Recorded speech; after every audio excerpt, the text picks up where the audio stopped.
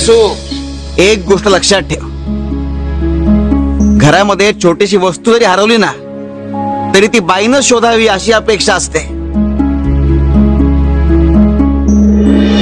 मग ती मुलगी असो, सून असो किंवा सासू असो, ती तिनं शोधून द्यावी अशी अपेक्षा या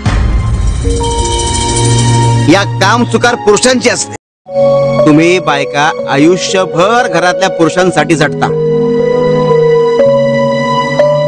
मग एक दिवस घरातल्या पुरुषांनी तुमच्या सुखासाठी काही केलं तर बिघडलं काय?